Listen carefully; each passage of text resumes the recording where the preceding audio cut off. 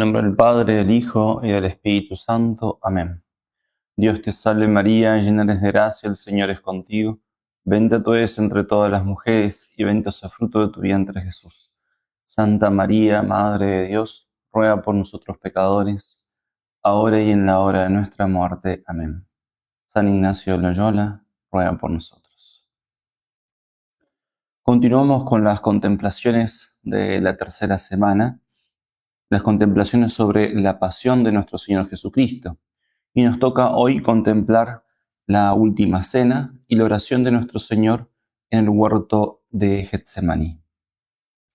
El primer preámbulo, como es costumbre, la historia, la encontramos en los Evangelios. Los sinópticos narran la preparación de la última cena y la oración en el huerto de un modo sucesivo. En Mateo 26, 17, Marcos 14, 12 y Lucas 22, 7. San Juan narra el lavatorio de los pies, la enseñanza de Cristo en la última cena. Muchos llamaron la llamaron la liturgia de la palabra de la primera Eucaristía. Y luego narra la oración en el huerto, el lavatorio de los pies en el capítulo 13 y la oración en el huerto en el capítulo 18. La composición del lugar. Estamos en Jerusalén, el cenáculo por un lado y el huerto de los olivos. Si miramos a Jerusalén desde el sur, como viniendo de Belén, actualmente el cenáculo ha quedado afuera de las nuevas murallas de Jerusalén que se construyeron en el 1500, por ahí cerca del 1500. El cenáculo quedó afuera de las murallas de Jerusalén y más o menos hay unos 1400 metros desde el cenáculo hasta el huerto de los olivos. Se pasa por lo que sería el sur de la explanada del templo, después el este de la explanada del templo, y se desciende hacia el torrente de Cedrón y se encuentra el lugar donde Cristo dejó primero una parte de sus discípulos, luego el lugar donde Cristo lleva consigo a Pedro, Santiago y Juan, y luego se separa un poco más para hacer su oración. La composición del lugar, entonces, Jerusalén, el cenáculo y el huerto de los olivos, y durante la noche nos acompaña la luna llena, que caracteriza siempre el tiempo pascual. La gracia que vamos a pedir es también un poco como en la segunda semana, pero también en la tercera semana, un conocimiento interno de Jesús, de Cristo, pero especialmente pedir, demandar, como dice San Ignacio, dolor, sentimiento y confusión, que por mis pecados Cristo va a la pasión. De tal modo que nos preguntemos, ¿qué hemos hecho por Cristo? ¿Qué hago por Cristo? ¿Y qué debo hacer por Cristo? Mientras vamos contemplando los misterios de la pasión, los pasos de la pasión, como dice San Ignacio nos da tres consejos que los encontramos en el 195. Tres consejos que, en cierto modo, pueden acompañar todas las contemplaciones de la tercera semana, sea Getsemaní, sea la flagelación, sea la vía dolorosa, la misma crucifixión. Estos tres consejos, como decíamos, están en el 195, y el primero es considerar cómo Cristo nuestro Señor padece en su humanidad, el padecimiento de Cristo, y quiere padecer. Él quiere padecer. Por otro lado, pedir dolor, tristeza y lágrimas por Cristo. El segundo consejo es considerar cómo la divinidad se esconde, que podría destruir a sus enemigos, pero deja padecer la santísima humanidad de Cristo. Y el tercer consejo, en el 197, es considerar cómo sufre por mis pecados. Vamos al cuerpo de la meditación, lo vamos a dividir en dos grandes partes. Primero, la última cena y, en segundo lugar, la oración en el huerto. La primera parte, entonces, la última cena. El discípulo amado, San Juan, introduce la última cena diciendo: antes de las fiestas pascuales, sabiendo Jesús que había llegado su hora de pasar de este mundo al Padre, Él, que había amado a los suyos, que quedaban en el mundo, los amó hasta el fin. El primer punto de esta primera parte, vamos a ver cómo Cristo prepara su última cena con sus discípulos. Los evangelios sinópticos hablan de cómo Cristo preparó la última cena. Marcos 14, 12 nos dice: Él envió a 2 de sus discípulos diciéndoles: vayan a la ciudad, allí se encontrarán con un hombre que lleva un cántaro de agua. Esto es casi imposible porque los que hacían este trabajo de llevar el cántaro de agua eran las mujeres. Y bueno, justamente es la señal que Cristo les da. Síganlo y díganle al dueño de la casa donde entre: el maestro dice, ¿dónde está mi sala en la que voy a comer el Cordero Pascual con mis discípulos? Él le mostrará en el piso una pieza grande arreglada con almohadones y ya dispuesta. Preparadnos allí lo necesario. Los discípulos partieron y al llegar a la ciudad encontraron todo como Jesús les había dicho y prepararon la Pascua. Esto podríamos decir que es como la preparación próxima de la última cena, de los misterios de la última cena. Pero Dios, en su providencia, fue preparando estos misterios desde el inicio de la revelación, de la redención. El sacrificio de Abel, el sacrificio de Abraham, Melquisedec, rey de Salem, que ofrece pan y vino, el sacrificio del Cordero Pascual, los panes ácimos, etc. Esto nos ayuda a entender un poco más el tercer grado de humildad. ¿En qué sentido? Es decir, que lo que tenemos que hacer en la vida espiritual, lo debemos hacer bien, a mayor gloria de Dios, a imitación de Cristo. Por eso, nuestra oración, parte esencial de nuestra vida espiritual, no puede ser improvisada. Nuestro trabajo en la virtud, nuestro plan de vida, no puede ser improvisado. La santidad no se improvisa. Es Dios que obra la santificación en nosotros, pero con nosotros. Por eso uno debe intentar, movido por la gracia de Dios,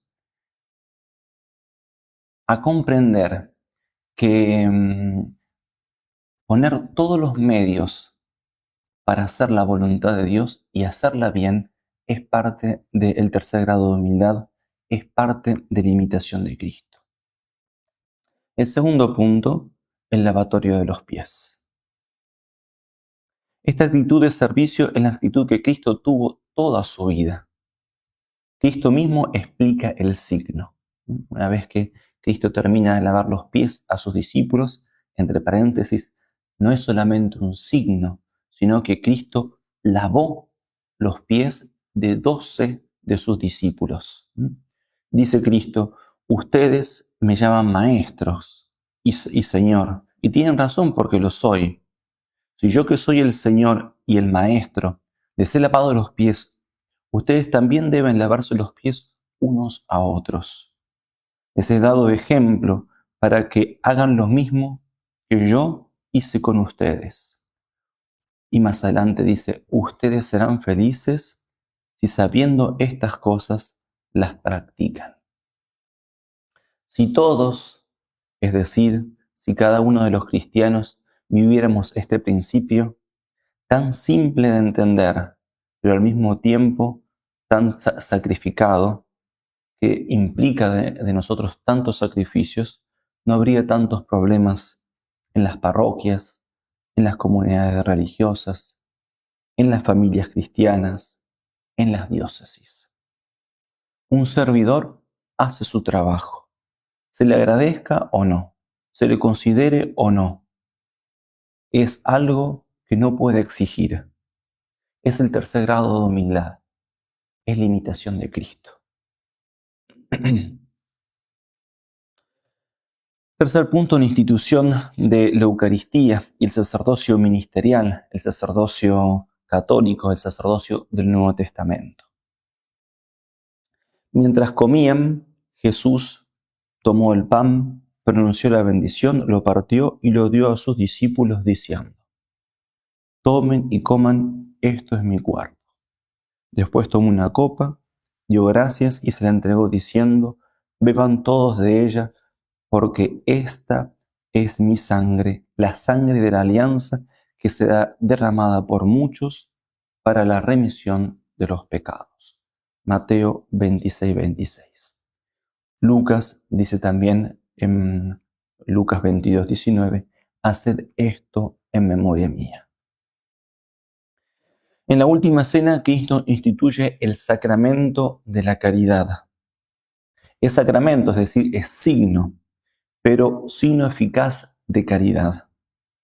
Siendo que Cristo iba a partir, iba a dejar a sus discípulos en su cuerpo físico, quiere dejarnos un modo perfectísimo de su presencia. Y yo estaré con vosotros hasta el fin del mundo. Por eso, en esta institución del sacramento de la Eucaristía, debemos contemplar, penetrar en todas las gracias que Cristo pensó y preparó comunicarnos por medio del sacramento de la Eucaristía. Cuántas gracias, cuántas consolaciones ha dado a sus discípulos de los primeros siglos y hasta hoy, por medio de este sacramento, desde el comienzo de la Iglesia hasta hoy. También podemos ver cuántas ofensas ha recibido Cristo bajo las especies eucarísticas del pan y el vino. Pero a pesar de estas ofensas, Cristo manifiesta su amor y se queda con nosotros. Otra gracia inmensa de esta cena pascual e institución de sacramentos es el sacerdocio ministerial. Cada sacerdote lo puede atestiguar, pero al mismo tiempo la comunidad cristiana, cada parroquia, meditando en este gran misterio, a pesar de las debilidades del sacerdocio ministerial, ve la gracia inmensa que Cristo dio a su iglesia por medio de los sacerdotes. Cristo, en cierto modo, como se fatiga en esta última cena, manifestando su amor. Tanto había amado al mundo, pero ahora los ama hasta el fin, como dice San Juan. La segunda parte de esta meditación es el huerto de los olivos, Getsemaní. Pasamos ahora a contemplar la oración de Cristo en el huerto de los olivos. Dice San Mateo que después del canto de los salmos salieron hacia el monte de los olivos. Es la única vez que el Evangelio habla del canto de Jesús, de Cristo. Podemos imaginar un poco la voz de aquel que es la palabra y que se dirige a su pasión. Evidentemente estos cantos se relacionan con los cantos litúrgicos de la cena pascual, los salmos que proponía la liturgia del Antiguo Testamento. Continúa el texto y dice, cuando llegó Jesús con sus discípulos a una propiedad llamada Getsemaní, les dijo: quédense aquí mientras yo voy allí a orar. Llevó con él a Pedro y a los 2 hijos de Zebedeo. Comenzó a sentir tristeza y angustia. Entonces les dijo: mi alma siente una tristeza de muerte. Quédense aquí velando conmigo. Lo primero que podemos considerar es la tristeza y la angustia de Cristo. Dice el texto: comenzó a entristecerse y a angustiarse. Entonces dijo Jesús a sus discípulos: mi alma está triste hasta la muerte. El padre La Palma señala varias posibles causas de la tristeza de nuestro Señor. La primera dice: sentía tristeza por causa de los trabajos y fatigas de la jornada, que como decíamos, se fatigó manifestando su amor. De hecho, el cansancio produce muchas veces tristeza. Jesús había caminado desde Betania a Jerusalén. Recordemos que el tiempo que Cristo está en Jerusalén, su ministerio público, tenía en cierto modo como su base de operaciones, su residencia en Betania, junto a sus amigos. Y hace ese trayecto de Betania a Jerusalén, que más o menos son unos 4 o 5 kilómetros. Celebra la Pascua con sus discípulos, el sermón de la última cena y todo lo que nos narran los evangelistas, de un modo particular San Juan, desde el capítulo 13 al capítulo 17, que encontramos el lavatorio de los pies, como decíamos, que no fue simplemente un signo, sino que lavó los pies y los lavó bien a sus discípulos. También les lavó los pies a Judas. Continúa la última cena y encontramos todo el sermón de la última cena, la homilía de la última cena. Tomás le pregunta: no sabemos dónde vas a ir. Y Cristo le dice: yo soy el camino, la verdad y la vida. Felipe le dice: muéstranos al Padre, y esto nos basta. Y Cristo habla de la unión entre el Padre y el Hijo. El que me ve a mí, ve al Padre. En el capítulo 15, la vid y los sarmientos. Yo soy la vid y vosotros los sarmientos. Si alguno permanece en mí, da mucho fruto. Habla también de el odio que el mundo tiene por Cristo y tiene para los de Cristo. Si el mundo os odia, sabed que me ha odiado a mí primero. Capítulo 16, la promesa del Espíritu Santo, el Consolador, el Paráclito, anuncio también de su pasión, me iré y volveré. Y el capítulo 17, la oración sacerdotal, la oración por sus discípulos y por la unidad de los cristianos. Otra posible causa de su tristeza es todo lo que sufrió en compañía de Judas.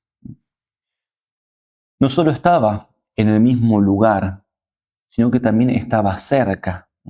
Compartía con Judas uno de los platos de las salsas, por eso él mojando pan en una de las salsas, como es costumbre semita, cuando se comen las comidas típicas del mundo semita, del mundo árabe, moja pan en una de las salsas y se lo da a Judas, es decir, que estaba cerca.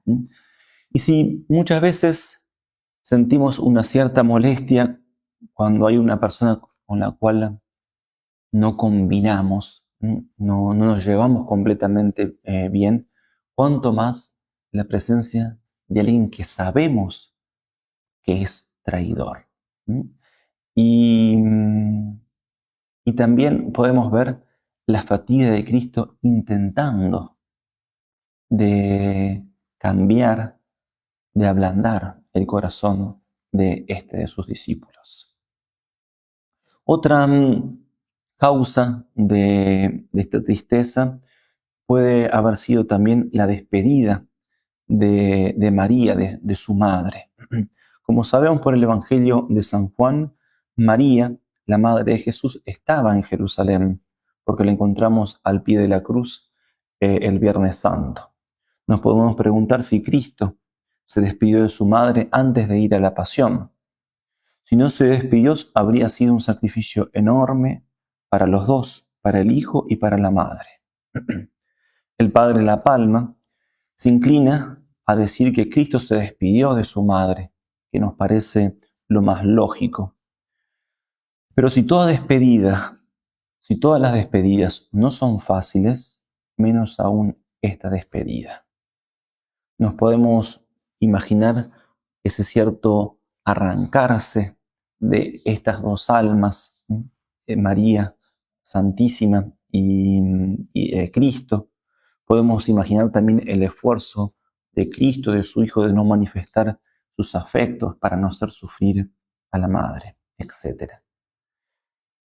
En cuarto lugar, producto de esta tristeza es el conocer el odio de sus enemigos, la malicia de sus voluntades. Él sabía que estaban al acecho y que era eminente. Dice el Salmo 71, sus enemigos hablan contra mí. Los que me acechan se confabulan diciendo, Dios lo tiene abandonado, perseguidlo, capturadlo, porque no hay quien lo libre. Muchas veces los salmos, hablando de esta persecución que sufre el ungido o los ungidos, comparan esta persecución como de fieras salvajes que se acercan al ungido. Estoy echado entre leones devoradores de hombres, sus dientes son lanzas y flechas, su lengua es una espada afilada. Salmo 56. Salmo 21. Me rodea una manada de novillos, me acorralan toros de Basán, abren sus fauces contra mí como leones rapaces y rugiantes. Quinto, el Señor sabía cómo iba a padecer. Nuestro Señor iba a padecer solo. Iba a sufrir con el desamparo de sus amigos. No tenía a nadie que lo defienda. Nadie que lo defienda de las calumnias, de los falsos testigos. Podemos contemplar el desamparo del corazón de Cristo. Mi corazón se ha vuelto como cera y se derrite en mi interior. Otra causa de la tristeza de Cristo es la cercanía y el conocimiento de los dolores que Él iba a padecer. Y además que los iba a padecer voluntariamente. Él los podía evitar, pero los sufre voluntariamente, pasando desde los tribunales eclesiásticos, los tribunales civiles, las calumnias, el abandono, la flagelación, la coronación de espina, la subida al Calvario, la misma crucifixión. La eminencia de estos peligros, de estos males, producen la tristeza que contemplamos en Cristo. Por eso Cristo dice, triste está mi alma hasta la muerte. Segundo punto de esta oración de Cristo en el huerto de los olivos, podemos considerar otros aspectos de la agonía de nuestro Señor en Getsemaní. Otra causa de la pasión de Cristo fue la medida de su amor. Así como no podemos comprender todo su amor, ya que es infinito, tampoco podemos comprender el dolor que Cristo sufrió, que también es infinito. Hay una relación muy estrecha entre el dolor y el amor. El objeto de la caridad de Cristo, del amor de Cristo, es Dios, su Padre, y los hombres, sus hermanos. Cristo, como Dios, veía toda la malicia del pecado que lo ofendía y que ofendía a Dios Padre, a quien amaba infinitamente. Por otro lado, veía la totalidad de la malicia del pecado, que tiene en sí mismo todo pecado. Veía el mal que el mismo hombre se causaba a sí mismo, el mal que produce el pecado. Ver a Dios ofendido y a los hombres condenándose. Cristo contempló eso. En segundo lugar, podemos ver cómo Cristo asumió la deuda del pecado. Al tomar nuestra naturaleza, Cristo pagó la deuda del pecado como si Él mismo fuera el deudor. Si algún fiador tiene que pagar la deuda de alguien por quien ha fiado, muchas veces su honor no queda manchado, es más, es honorado por ser honesto. Pero en el caso de Cristo, Cristo es abogado de nuestros pecados, pero al mismo tiempo paga como si Él fuese pecador. Por eso dice el Salmo 43, mi oprobio está siempre ante mí, mi rostro se cubre de vergüenza. El Salmo 63 dice, tú conoces mi afrenta, mi vergüenza y mi deshonra. La vergüenza destroza el corazón y no tengo remedio. Otra causa también de la tristeza de nuestro Señor es el desprecio de su sangre. Nuestro Señor también conocía que muchos no conocerían o no lo aceptarían como Salvador, por negligencia propia, por negligencia de los predicadores o misioneros. Y también conocería que muchos que creyeron en Él despreciarían sus méritos, sus sacramentos. También Cristo sufre, cuando sufre también todo el cuerpo místico. Cristo conocía lo que iban a sufrir sus hijos espirituales, sus mártires, sus discípulos, todo su cuerpo místico, pasando de los primeros mártires hasta los últimos mártires del siglo XX y de este siglo. Cristo conocía sus sufrimientos, conocía sus persecuciones, sus angustias. Todos ellos eran parte de su cuerpo y sufrió juntamente con ellos. Por eso cuando Saulo, que luego sería San Pablo, perseguía a los cristianos, dice Cristo mismo, en la aparición que tiene en la conversión de San Pablo, dice, Saulo, Saulo, ¿por qué me persigues? Un tercer punto, podemos contemplar la oración de Cristo. Cristo es nuestro ejemplo en todo. Y la oración no es una excepción. La oración es el primer medio que debemos utilizar. Muchas veces lo último que hacemos es orar. Hasta un dicho popular que usamos, lo único que queda es rezar. Pero nos olvidamos que el ejemplo que Cristo nos dio es lo primero que debemos hacer, es la oración. Antes de cualquier medio humano, debemos dirigirnos a aquel que es la causa primera, que causa más que todas las otras causas segundas. Por eso Cristo en Getsemaní nos da ejemplo de oración. Cristo se aparta, se retira de sus discípulos, como un arrancarse de sus amigos, una actitud vehemente de su voluntad que busca unirse a la voluntad de Dios Padre. El hecho de rezar en desolación, que es lo que está sufriendo nuestro Señor Jesucristo con esta tristeza, nosotros sabemos lo sacrificado, lo heroico que es rezar en momentos de desolación y no hacer mudanzas. Podemos contemplar el silencio de la creación en las primeras palabras que pronuncia Cristo. Padre, si quieres, aleja de mí este cáliz. La creación entera entra en expectación. El Hijo pide algo al Padre. ¿Volvería la mano del verdugo como volvió atrás la mano de Abraham? ¿Se detendría la mano del verdugo como fue detenida la mano de Abraham, que se dirigía a Isaac y fue detenida por el ángel de Dios? El silencio de la creación es roto por las mismas palabras de Cristo que dicen y continúan diciendo, pero no se haga mi voluntad, sino la tuya. Ver el fruto que debe tener nuestra oración, contemplar la oración de Cristo y ver cómo ese fruto debemos buscar en nuestra oración. Que nuestra voluntad, por medio de la oración, se una más a la voluntad de Dios.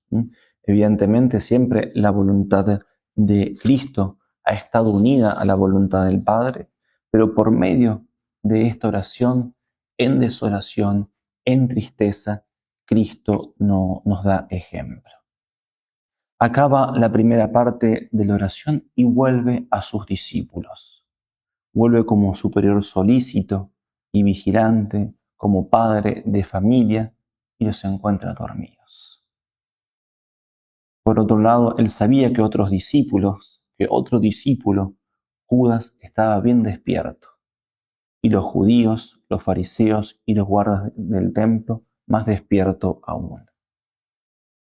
Momentos tan importantes y después de haber recibido un mandato o un consejo del superior o del padre de familia, no se cumple. El no rezar se paga muy caro. No pedir en oración que nuestra alma esté unida a la voluntad de Dios es casi como desistir de hacer la voluntad de Dios. Escuchar estas palabras que Cristo dirige a Pedro. Simón, ¿duermes? ¿No pudiste velar una hora conmigo? Recordemos la promesa que Pedro había hecho. Si todos te abandonan, yo no te abandonaré. Como los otros discípulos también se unieron a este ofrecimiento. Y así como se unieron al ofrecimiento de Simón Pedro, en la huerta de los olivos se unieron también a su descanso. Ver cómo Cristo vuelve una vez más a la oración. Y se produce el sudor de sangre, como dice San Lucas, gruesas gotas de sangre, que es el fenómeno de hematidrosis. Corrían hasta la tierra. De hecho, este sudor de sangre, hematidrosis, es un fenómeno fisiológico y se produce ante un dolor moral de proporción insólitas. El cuerpo también reacciona de un modo insólito.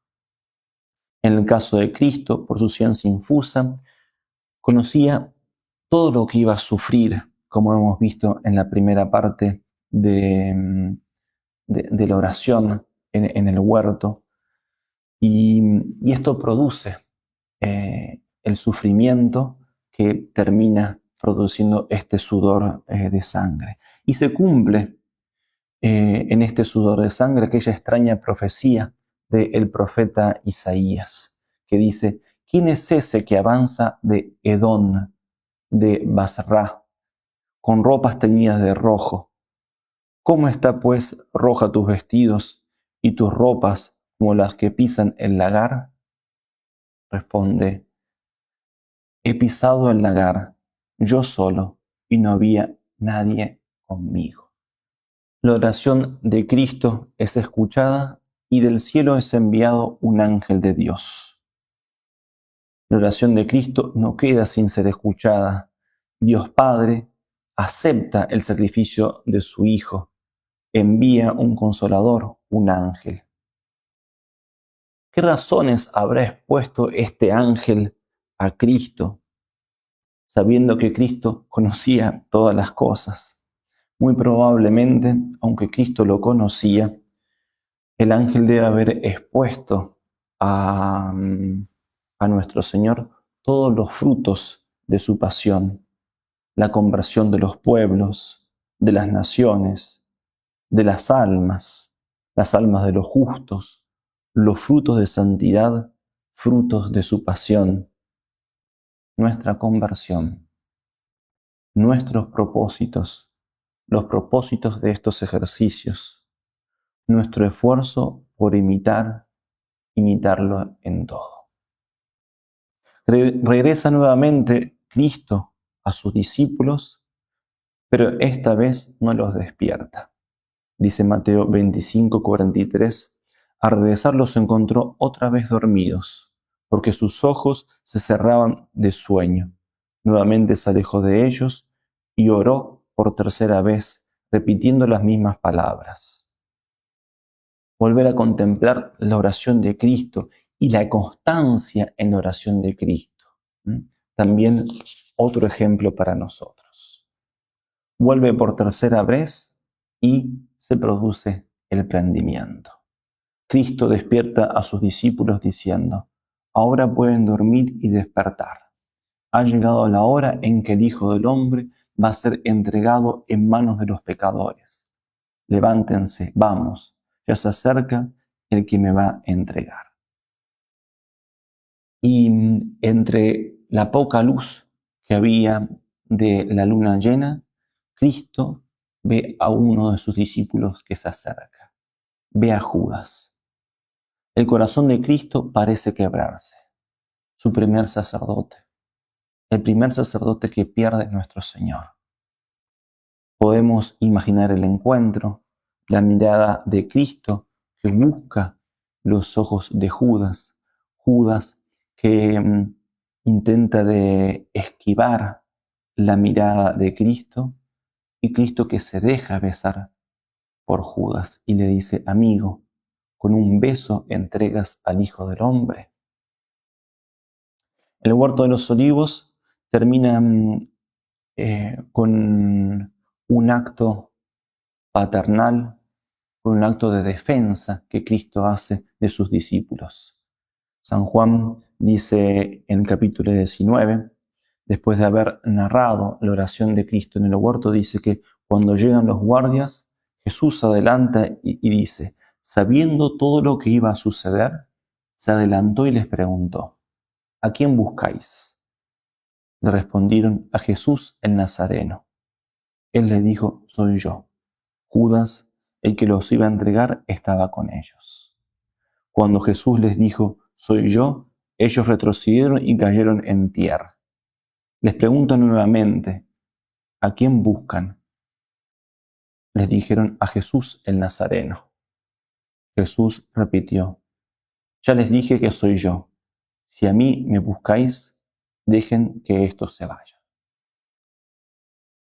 Cristo defiende a sus discípulos y solo se entrega a la pasión. Defiende a sus discípulos. Este es nuestro maestro. Este es nuestro capitán. Este es nuestro ejemplo. Terminar con un coloquio, viendo cómo Cristo derrama su amor en estas horas que comienza la pasión, en la última cena, en la institución de los sacramentos, en su ejemplo de humildad lavando los pies a sus discípulos, en el ejemplo de oración, de angustia, y cómo Él va adelante, dándonos el ejemplo, defendiéndonos, nunca dejándonos solos. Por eso terminar el coloquio con un alma de Cristo, pidiendo comprender el amor de Cristo, el verdadero amor que se relaciona con la cruz, el verdadero amor que se relaciona con el sufrimiento. Por eso preguntarnos, ¿qué he hecho por Cristo? ¿Qué hago por Cristo? ¿Y qué debo hacer por Cristo? En nombre del Padre, del Hijo y del Espíritu Santo.